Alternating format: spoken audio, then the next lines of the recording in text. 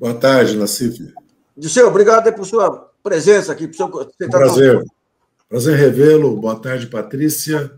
Boa tarde, Lourdes. Tudo bom, Zé? Lutando, sobrevivendo. Eita vida. Outro dia, pegando até os laudos lá periciais do Pisolato, confirmou algo que a gente já dizia na época lá, que o Mensalão ele antecedeu, ele foi o pioneiro aí nesse negócio de atropelar provas, atropelar direito da justiça, de impedir acesso a provas pelos réus. Como é que você vê? Por que o PT não aprendeu? Boa pergunta, viu? Não, e no momento, a leitura que tanto o núcleo do governo como o PT, o núcleo do PT não, porque o Mensalão decapita a direção do PT, a liderança da bancada na Câmara e o núcleo do governo. Vamos lembrar que depois que eu sou cassado e saio do governo, sou cassado, o Chiquem acaba saindo do governo, o Palocci acaba saindo, e houve uma campanha, até eu escrevi já o segundo volume das minhas memórias, houve uma campanha de mídia de meses contra o Gilberto, Márcio Tomás Bastos, Zé Alencar, o Chiquem, contra os quatro. A leitura que foi feita toda errada.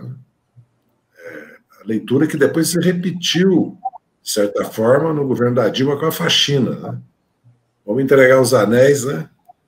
Para não perder o braço, entendeu? Quando, na verdade, era o início de um processo que terminou no golpe que levou ao afastamento de Dilma.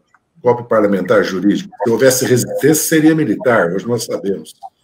Se houvesse resistência popular, das esquerdas, seria militar. E, no processo sumário de exceção, o político levou à prisão do Lula. Não só não fez a leitura correta, como depois levou para acordar para a Lava Jato o que era Lava Jato. Porque eu não me defendi na Câmara, eu defendi o Lula, o PT e o governo. Você testemunha que nós passamos de 2006 até 2013, para quem pediu vista, viu? A votação da segunda turma. Não tem vergonha, né? Não, pudor nenhum, né? Pudor nenhum. Hoje é... Então, veja bem, a leitura que foi feita foi totalmente equivocada. E o Mensalão, veja bem, lá começa...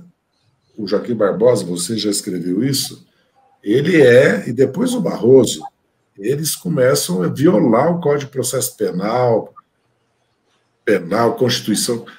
A Câmara já tinha me cassado sem inquérito policial, sem denúncia, sem terminar a CPI dos Correios, relatório. A Câmara me cassou sem prova. Me cassou por me cassar. E eu fui absolvido depois de ser o chefe do Mensalão. Fui absolvido no Supremo. Fui condenado por corrupção com 3 teses. O Fux disse e retirou do voto dele depois na revisão que o ônus da prova cabia aos acusados no caso. A Rosa Weber disse que a literatura jurídica autorizava e me condenar, ainda que sem provas. E o domínio de fato, que nós sabemos, o Klaus Roxin teve aqui no Brasil, quer dizer, o autor, o criador do Instituto, disse que não cabia, que era um absurdo querer aplicar o caso aqui, porque aquilo é para aplicar depois que provas materiais levaram à condenação na dosimetria da pena, que se define quem é o autor intelectual, quem tem o domínio de fato. Né? Se criou aqui um domínio de fato que o Bolsonaro já estava impedido já, se fosse por domínio de fato. Né? Eu acredito que a lição política foi aprendida muito tarde. Levou a essa tragédia humanitária que nós estamos vivendo. Que o país Gente, desculpa, eu vou interromper rapidinho para passar uma notícia agora. O ministro Nunes Marques pediu vista do seu voto. Isso significa, então, que o julgamento vai ser paralisado até que ele libere o voto e não há data prevista ainda para a retomada desse julgamento. A informação que a gente recebe agora em primeira mão. Bem, tem atenuante que eu pensei que fosse o Fachin, mas como foi o ministro que não era ministro, aí é razoável, né? Vamos dizer assim. Não é nada que deponha contra ele. Mas acho que o mais grave aí no caso é que a instrumentalização política do Poder Judiciário, eu sempre repito, eu fui preso, eu estava preso, fui preso. Como é que pode uma coisa dessa? Eu estava preso, estava cumprindo pena. Eu cumpri o fechado, o semiaberto e o aberto. Portanto, eu era considerado réu cumprindo pena. O Barroso autorizou minha prisão para nada. Hoje está provado que, inclusive, ele se apoiou para decretar minha prisão, ele deixou para a Hart fazê-la, não foi o Moro, numa delação que depois foi anulada, que é a delação do Fernando Moura. É? O Fernando Moura não é aquela delação que houve a ficção aí da delegada? Exato. E mais grave ainda, hoje nós sabemos que não há gravações das delações, no meu caso. Não tem gravação das delações. Então, os processos todos são passíveis de anulação. Passível de anulação. E veja bem o absurdo. Eles abriram um quarto e um quinto processo contra mim e pediram a minha condenação. Eu estou condenado há 40 anos. Se eu for cumprir a pena, eu fico 15 anos preso. Quer dizer, eu vou estar com 95 anos. Por que eles fazem isso? Para que você não progrida, para que você não receba indulto e para que você faça delação. Tudo na Lava Jato era o terror psicológico, bloqueio dos bens, acusação, denúncias contra filhos, a família, prisão de irmãos. Era todo o sistema que eles confessam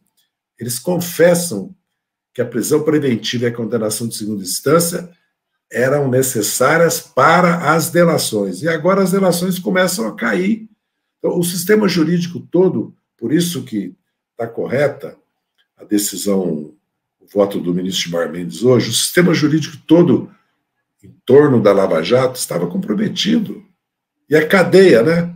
Fachin, Fischer, Gebran e o próprio Moro, né? Uma cadeia envolvida numa verdadeira conspiração. Pode-se dizer que foi uma conspiração política que nós vivemos no Brasil. E o custo do país, que você é um dos primeiros a abordar, agora começa a vir a público. E o Bolsonaro, é uma piada, né? Ele diz que nós jogamos fora 1 trilhão no BNDES. A inadimplência do BNDES é 0,6%. Veio com a história da Caixa Preta lá, gastaram um baita de um dinheiro aí com consultorias americanas de forma não transparente para apurar que não teve nada. E depois ele fala de bilhões, que é tudo uma farsa, entendeu? Se criou essa ideia. O pior é que a opinião pública de boa fé, grande parte dela, acreditou que era uma luta do bem contra o mal, né? De todos contra a corrupção. E agora está se revelando o que era isso. Né? Um imprevisível, né? Que foi...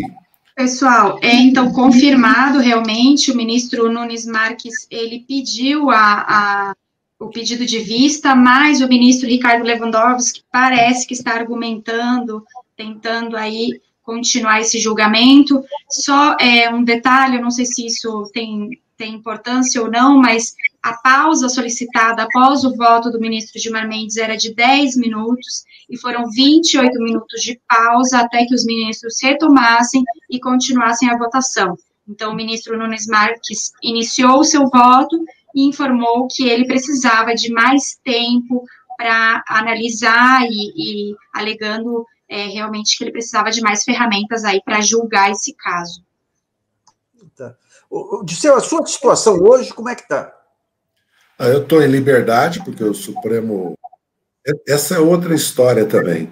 Porque, veja bem, eu fiquei 21 meses preso, a minha prisão já era ilegal, sem julgamento na segunda instância, o que é uma prisão totalmente legal. Ganhei o habeas corpus, com tornozeleira eletrônica. O Moro me impôs tornozeleira americana, uma série de cautelares. É como se eu estivesse preso. Aliás, eu vou reivindicar que eu cumpri 1 ano. Muito bem.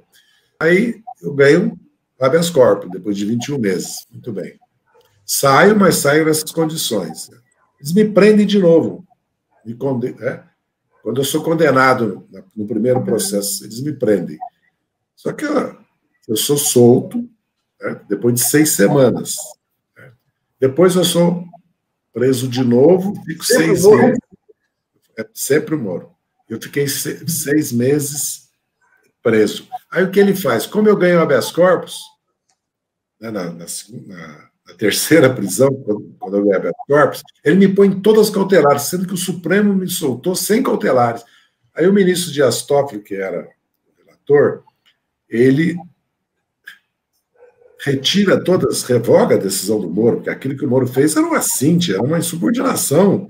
O Moro devia ser afastado só por aquilo, que ele sabia, estava dito que era sem cautelares. Ele me pôs todas as cautelares, inclusive recolheu meu passaporte, que ele já tinha recolhido uma vez, eu já tinha dito, precisa tomar o remédio que o Pelé fazia propaganda, tem que tomar Vitasay, lembra? Porque está perdendo a memória. Aí a segunda vez, mas aí aí o ministro Toffoli revogou todos. Então eu já estava em liberdade, né? Agora voltei a ter liberdade. Só que eu estou com 2 processos, que é o primeiro da Engevic, o segundo da Apollo, no STJ. Tem um pedido de habeas corpus sobre o da Apollo. O da Apollo é a coisa mais absurda que tem. A Apollo era uma empresa que vendia tubos com costura, mudou a tecnologia, eles incorporaram a empresa americana, se habilitaram para vender tubos. A Confap e a Manes, eu falei para o juiz Moro e para os procuradores, eu estou aqui sentado para quê? Eu quero que vocês me expliquem. Em vez de vocês processarem a Manes, a Confap, que há 20 anos vende 2, 3 bilhões de dólares sozinha para a Petrobras, vocês estão processando uma empresa que eu não tenho nada a ver com ela, porque ela vendeu 225 milhões, muito bem, me condenaram. Lavagem de corrupção. Eu, meu irmão e 2 empresários de uma outra empresa. A Petrobras disse, a pedido do Moro, faz aquela investigação interna, que é legal, está nos autos, e diz, não houve ilícito, não houve sobrepreço, não houve influência externa, não houve fraude na licitação. Eles absolvem a Apollo, absolvem o Júlio Camargo, que foi o consultor comercial, legaliza os 7 milhões que estavam bloqueados, porque diziam que era propina. Ele diz que me deu 4 milhões, que o Renato Duque nega, que mandou me dar, e eu sou condenado por lavagem e corrupção, sendo que eles não provam os 4 milhões, sumiram com os 4 milhões. Aí, como ele comprou um avião e pagou a dívida do avião, e eu voava no avião, ele disse que as 113 viagens que eu fiz, 1.440.000. Como eles pagaram 600 mil reais para uma empresa, eles dizem que eu recebi. Eu falo, mas como eu recebi? Cadê a prova? Ah, não. Os empresários ligavam uma vez por mês no teu escritório. Eu ligava toda semana, porque eles tinham uma relação comercial comigo. Eu levei eles para a América Central, porque eles trabalhavam com... A América Central estava no apagão, né? Total, aqueles anos, 2006 e 2010, né? E eles trabalhavam com equipamentos de eletricidade pesados, né? Torres de transmissões, transformadores, né? Todo o sistema. Eu levei essa empresa para lá e eles me pagaram 200 mil reais em parcelas por mês, tudo, não tem nada a ver. Então, mas por que eles me condenaram? Para me levar à prisão de novo, para me fazer delação, entendeu?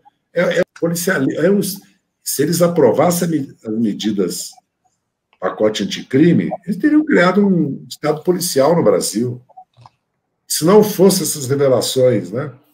Das gravações, que não são vazamentos, são revelações, porque não tem nada de ilegal. Aliás, eles queriam que prova ilegal obtida de boa-fé fosse válida, né? Estava no pacote das 10 medidas. Então, também isso aí é... Espero que eles respondam por isso. Aliás, o ministro Gilmar Mendes mandou o ex-juiz Sérgio pagar os honorários às custas. Vocês ouviram no final do voto dele, né? Porque não pode abusar da justiça. Politicamente, estava mais do que claro isso quando ele vai ser ministro da Justiça, quando ele estava embebecido de ir para o Supremo, ser ministro do Supremo até os 75 anos, né? E quando ele virou candidato a presidente da República. Mas agora, eu acredito que a máscara caiu, né? E mudou completamente o cenário do país com essa decisão do próprio ministro Fachin, que o Lula recupera a sua cidadania e seus direitos políticos, né?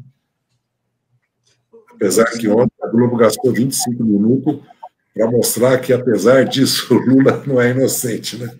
É inacreditável, mas é o país que nós vivemos, é a televisão que nós temos, né? Que dizem que estão vendendo, né?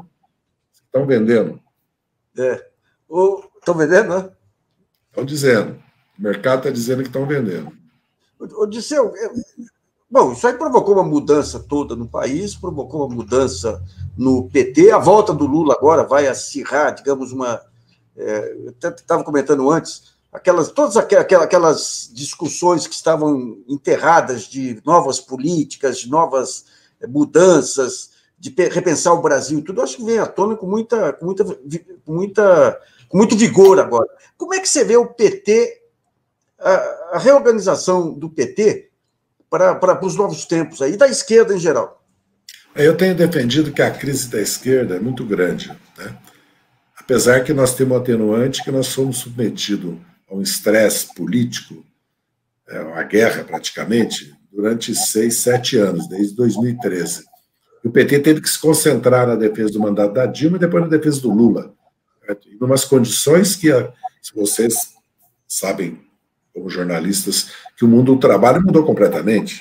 Não só pela reforma trabalhista, previdenciária, o fim do imposto sindical, mas também pela automação, robotização, E agora que metade da população ativa ou está desocupada, desempregada, ou está informal, ou está desalentada. Então nós vivemos um mundo completamente... Isso tudo impactou muito o PT. E o PT envelheceu, como é natural, e ficou no governo quase 14 anos. Então é preciso... O PT está fazendo já uma auto-reforma, voltar para os bairros, porque os bairros foram ocupados pelos políticos de direita e pelas igrejas neopentecostais. Abrir o PT, mudar... Porque o PT já é um partido de 50% paridade da mulher, já é um partido de cotas para jovens, para negros, negras, para LGTB, para indígenas, ele já tem um caráter democrático, faz eleições diretas, faz consulta. Agora o partido precisa mudar e precisa repensar o Brasil, porque não dá... O legado do Lula é importantíssimo e está mostrando isso agora nas pesquisas. Agora, o Brasil que nós vamos enfrentar é outro, não existe o Brasil de 2002. E o mundo... Você sabe que o mundo vai mudar depois dessa pandemia, talvez não tenhamos um novo Bretton Woods, espero, entendeu? Porque como está o mundo, ele vai um desastre. E o Brasil, idem. O Brasil já está vivendo uma tragédia, vai precisar. Então nós temos que repensar, o PT tem que repensar a política que ele vai apresentar para o país, que não basta uma política de crescimento. Nós temos um problema democrático grave, o Poder Judiciário, o Ministério Público, temos um problema ambiental gravíssimo, temos um problema nas grandes cidades, qualquer enchente, né? Péssimas condições de transporte, problema de resíduos sólidos, lixo, problema energético, como é que nós vamos pensar, agricultura com agrotóxico, nós vamos pensar, como é que protege a Amazônia, como é que nós fazemos uma reforma tributária do sistema bancário, porque o juro hoje expropria grande parte da renda da classe trabalhadora, porque paga 40% de juros para comprar qualquer coisa. E a estrutura tributária concentra a renda.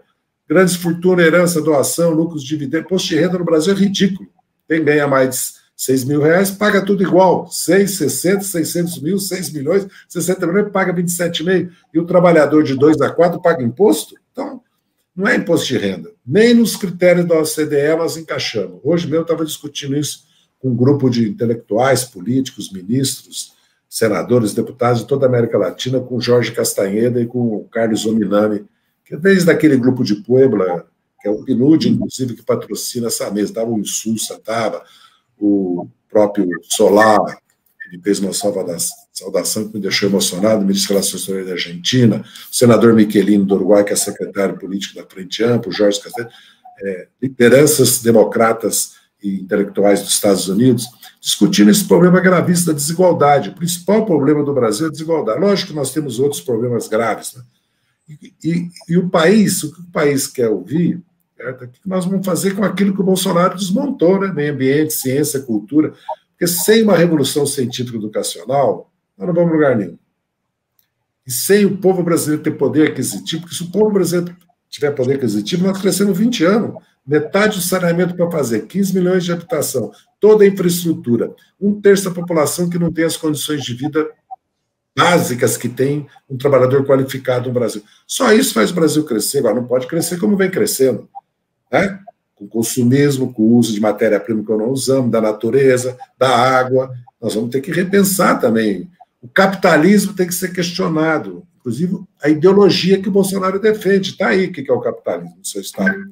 A ideologia do Bolsonaro, sem solidariedade social, né? Sem fraternidade, a violência é o objetivo, nenhuma proteção à vida, preconceito contra o homossexual, contra a mulher, essa história que o Brasil é uma nação só, que não tem negro e branco, pobre e rico, nós conhecemos isso. É a ideia básica do nazifascismo. Né? Um só povo, uma só nação. É lógico que nós somos um povo, uma nação agora. O problema da desigualdade e da concentração de riqueza e renda é o problema do Brasil. Déficit público é um problema, dívida, mas tudo isso é consequência. E você sabe que a dívida pública é um problema, porque o mundo todo paga juro negativo e nós pagamos 40 bilhões só em janeiro, quer dizer, vai 480 bilhões no ano. Só isso cobre o déficit, resolve o problema da educação e da saúde ano a ano e cobre o déficit da Previdência. Né? Então, o PT tem um país que ouvir o seguinte: nós vamos parar a destruição do meio ambiente. É isso. Nós vamos retomar a liberdade cultural, a prioridade na ciência, né? Na cultura, na educação. Nós vamos repensar as grandes cidades, vamos combater a desigualdade. Unidade no programa nós temos, é só fazer esse programa básico. O problema agora é acertar politicamente os partidos progressistas para a eleição. Agora é todo mundo para vacinação, emergência e criação de emprego e garantir a democracia. Agora não é problema do PT, ou só do PCdoB ou do PDT. É todo mundo no Brasil que é democrata, progressista, tem um sentimento nacional, se unir para atender, evitar essa tragédia humanitária, sem limites se é de esquerda, se é de direita, isso, francamente. Porque se nós permitirmos o Bolsonaro continuar com essa política dele, como é que vai acabar o Brasil? Porque 500 mil mortos é uma tragédia humanitária, não é uma coisa... No fundo, eles consideram natural, porque tem uma guerra que eles estão salvos dessa guerra, né? Estão protegidos. Eu quero saber, se tivesse morrendo 5, 7 mil soldados, 200, 300 oficiais das Forças Armadas, se eles teriam o mesmo comportamento. Então, pode morrer 270 mil brasileiros? Não, não pode. É intolerável, é inaceitável. Nós temos que ficar indignados. Só para entender um pouquinho, Patrícia e Lourdes, querem fazer uma... Eu queria fazer uma pergunta, assim. Dirceu, nós temos conversado muito com acadêmicos que estudam essa questão do bolsonarismo e de como que o bolsonarismo entrou tão fundo dentro da sociedade. As camadas mais simples acabaram recebendo isso de uma forma muito impactante. Você falou que a gente vai ter que repensar o Brasil. Vai ter que repensar a maneira como os partidos, ou o PT, no caso, se comporta com relação à sua base novamente, porque o PT foi construído em cima de um trabalho de base muito forte. E quando vieram os governos, a primeira eleição do Lula, a segunda, a primeira da Dilma, foi tendo um afastamento natural da sua base. Então, para a gente reconstruir um país, reconstruir dessa forma, não precisa ter uma volta às origens? Totalmente. Antes de eu falar disso, uma palavra sobre o conservadorismo, sobre o antipetismo também, que é muito mais grave que aquela propaganda, né? Na verdade, que o PT quebrou o Brasil, que o PT era uma organização criminosa, porque agora envolve o problema da família, da religião, da moral. O conservadorismo liberal incorporou, ao mesmo tempo que a direita liberal incorporou a luta antirracista, a igualdade das mulheres, a defesa do meio ambiente, até o SUS e a educação pública, né? A direita conservadora, com o neopentecostal, criou uma imagem nossa, em amplos setores populares, que nós somos a favor da droga, que nós somos a favor contra a família, contra a religião. Então, nós temos um problema cultural grave que nós temos que cuidar. Com relação aos partidos, bem, primeiro o PT tem que se democratizar via digital. Tem que ter 1 milhão de petistas conectados, porque se eles derem 100... Porque acreditar no fundo partidário, no fundo eleitoral, é um erro, como foi acreditar no imposto sindical. Eles acabam a hora que interessar para eles. E aí os partidos ficam sem recurso nenhum. Então, e consultar, porque consultando você mobiliza. Se nós tivéssemos 1 milhão de filiados do PT conectados, nós teríamos um poder de mobilização fantástico. e democratizar o partido, no sentido de fazer consultas, porque está se falando em votar pelo celular em 22 ou 24 ou 26. O ministro Barroso quer fazer experiências pilotos. Então, numa era digital, os partidos estão completamente defasados e os sindicatos também. Porque hoje, quer dizer, o aprofundamento da democracia do PT é uma decisão política e há resistência, evidentemente, porque vai se formando núcleos de poder, interesses, correntes, burocracias, em qualquer instituição. O partido é assim também. Então, eu acredito que há necessidade de uma revolução interna que está se iniciando nesse sentido. O PT já tem um processo de eleição direta de presidente que foi suspenso pela gravidade da situação que nós enfrentamos em 17, 19, mas está vigente no estatuto do PT. E também porque nós precisamos voltar aos bairros, porque hoje o braço amigo do povo não é o Exército Brasileiro, é a Igreja Neopentecostal. Socorre a mãe que está com o filho drogado, levando para uma clínica, que tem programas de televisão e rádio que cuida de desavenças familiares, separações, traições, depressão, fracasso, e corre para ajudar no incêndio, na inundação, está ao lado do desempregado, ao lado do pequeno que está falindo. Essa luta social que nós fizemos na década de 70, 80, 90 tem que ser retomada. E há uma geração nova, vocês podem observar, que já está surgindo assim. Essas vereadores que foram eleitos, em Belém a Bia, a Cine lá em Recife, a Maria Marighella, no Rio a Thalia, e tantos outros aqui em São Paulo, várias, né, surgiram daí. Então já há um movimento grande de jovens, negros, negras, LGTB, e muita cultura, muita atividade cultural, que já começa a renovar os partidos, inclusive, pelo menos os mandatos, e também os partidos, que no PT já há muitos dirigentes novos que estão assumindo importância de mandatos também e de direções do partido. Eu acredito que a questão não é que não haverá luta, isso não existe. O Paraguai está aí, é o que faltava. Né? Do Equador, da Colômbia até Paraguai, está sublevada a América Latina. Equador, Colômbia, Peru, Chile, Bolívia. Bolívia não só derrotou o golpe, como elegeu maioria na Câmara, no Senado e o presidente da República. Foi uma derrota, né, que o Exército, inclusive, se recolheu, não falou mais nada. Né? Foi ele que pediu a renúncia. A PM deu o golpe, que é uma lição para nós. Porque o que está acontecendo no Brasil é grave, com a questão do armamento e da politização das PMs, mais grave, menos das polícias civis. Então, eu acredito que você tem toda a razão. Os partidos precisam se renovar de ideias, de propostas. Não é que nós não tenhamos propostas e ideias, porque nós temos um acúmulo de 41 anos e de 14, 30 anos de governo, muitos governos estaduais, municipais, e conhecemos os problemas do país, temos quadros para administrar, para governar. Não é essa a questão.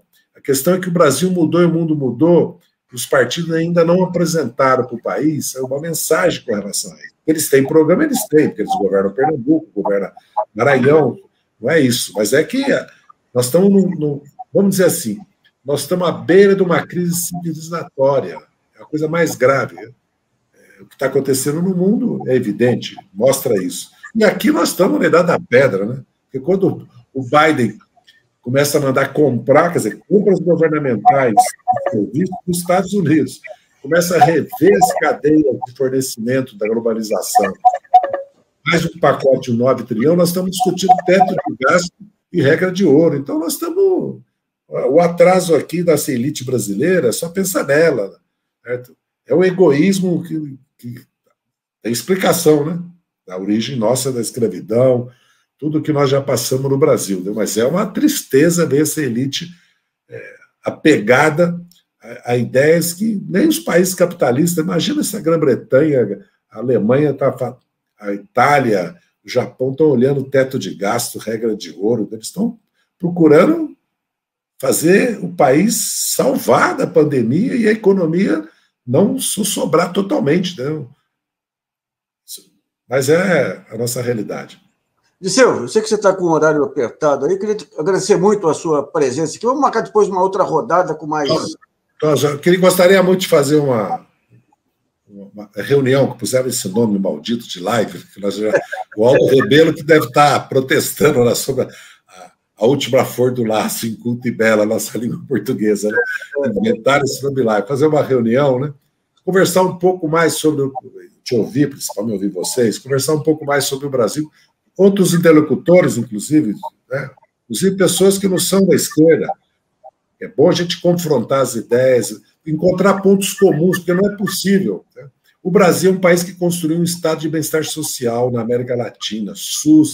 A nossa educação pública gratuita é com material escolar, merenda e transporte. BPC, 13º. As pessoas acham que tem 13º, tem previdência, tem salário mínimo em todos os países que tem SUS. Não tem. Nós conseguimos, fora a comunidade científica, nós temos as redes de instituições federais, estaduais. Quer dizer, o Brasil é um país que tem tudo para dar certo.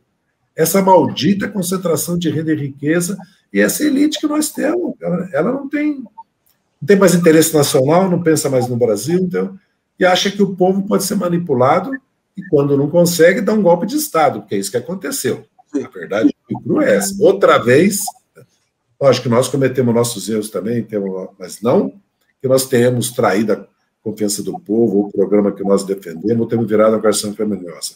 Aliás, toda vez que eu faço programa de rádio agora, quando sempre tem um interlocutor que fala isso, eu falo, bem, então me diz uma coisa. Prefeito, quando rouba, é posto de gasolina, motel, todo mundo sabe. Material de construção, fazenda de gado, ou faz uma casa de milhões. Me diz um vereador, um deputado, um prefeito, um dirigente do PT que se enriqueceu na tua região. Acho que não tem. Acho que não tem. O problema é Caixa 2, eleição, outro departamento que todo mundo está cansado já de saber. Tanto é que eles estão inocentando Caixa 2 agora. Tanto é que eles sabem que eles criaram isso, que o Oris Lorenzoni pagou uma multa e não responde o Caixa 2. O cinismo chega a esse ponto. Desculpe se abusei da generosidade de vocês. De nada, foi ótimo. Um abraço, viu? Boa tarde, viu? Muito obrigado pela oportunidade. Obrigada.